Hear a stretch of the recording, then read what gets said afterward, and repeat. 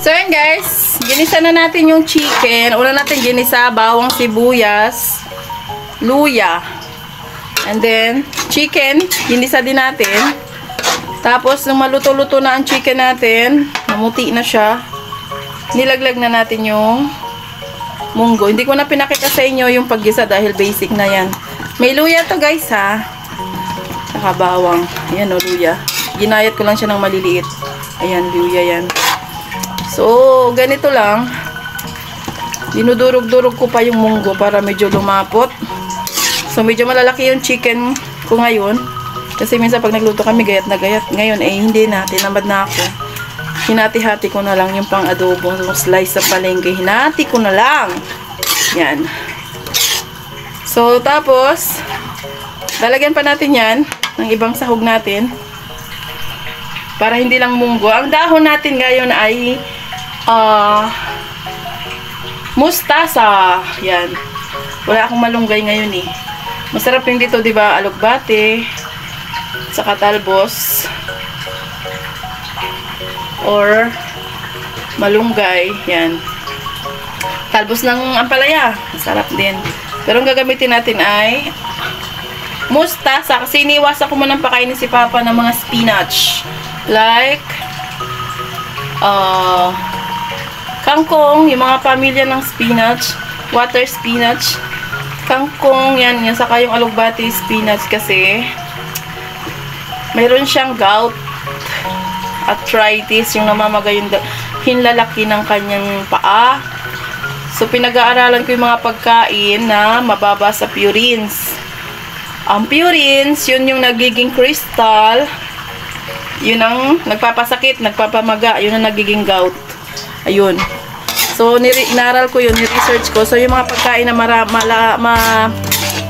gulay na malakas sa purines ay yung isa na doon yung spinach.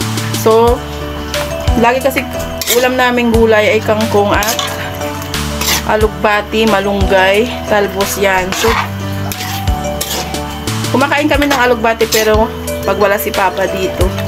Pag dito siya, hindi ko siya pinapakain ng may alugbati sa kangkong. So, dati hindi kami, ayaw ng mga bata ng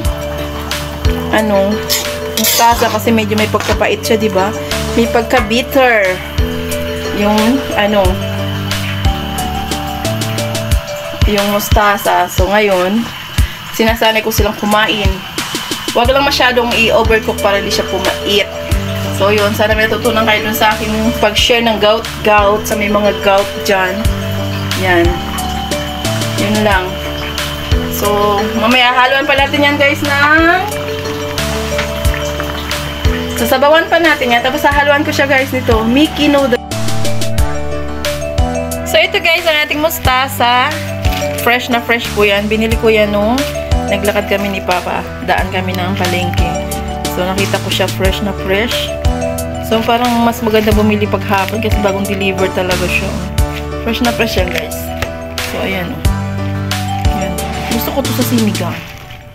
Yan. Saka pwede rin to sa munggo. Yan. Nakikita ko nga to sa mga taga Pampanga. Kinikilaw nila.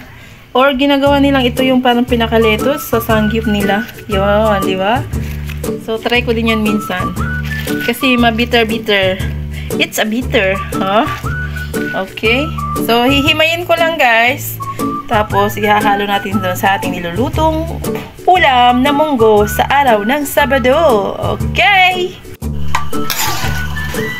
So, ito na siya guys. Nilagay ko na yung noodles. At yung fresh Mickey noodles. At saka sotanghon. Tansyahin nyo na lang. Okay? Pwede nang hindi magkanin kapag ganito. Ulam lang. Kasi yung noodles ay carbohydrates na din. So, ganyan. Malapot na siya, guys. Oh. Diba? So, ilalagay na natin yung dahon ng mustasa. Saglit lang natin ito lulutuin. So, ayan. Hinugasan na natin to guys, sa may asin. Yan. Hinati ko lang siya. Hati lang sa gitna. So, ganyan. Tapos, konting luto lang. Para hindi siya Yun ang sikreto para hindi siya mag-bitter.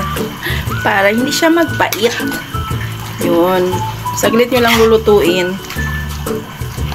Yan. Kasi kinakain naman to ng fresh. So, okay ng ano. So, templado na to guys. Laglagay lang konting patis. Saka chicken cubes. Yan. Pampalasa. Saka patis. Saka yun lang. Wala na po itong mga magic na ano. Pero, bago kayo magtimpla guys, kailangan pagkalagay ng ganitong Mickey noodles. Kasi meron minsan Mickey noodles na maalat. Hugasan nyo mabuti ang Mickey noodles. Pero itong Mickey noodles ko, isang hugas lang. Hindi naman siya maalat. Kasi ito yung sa palengke na may nakabalot ng magandang plastic. May brand na siya. Hindi siya katulad dati ng Mickey noodles na plain plastic lang. Yung may green, may dilaw. Alam nyo na yun. Nakikita nyo sa palengke. So, ayun.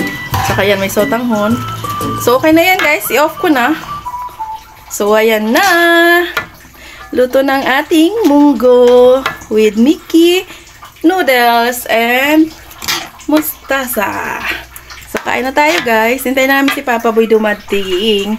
God bless everyone! Happy Saturday! Magmunggo tayo kahit hindi Friday! God bless everyone!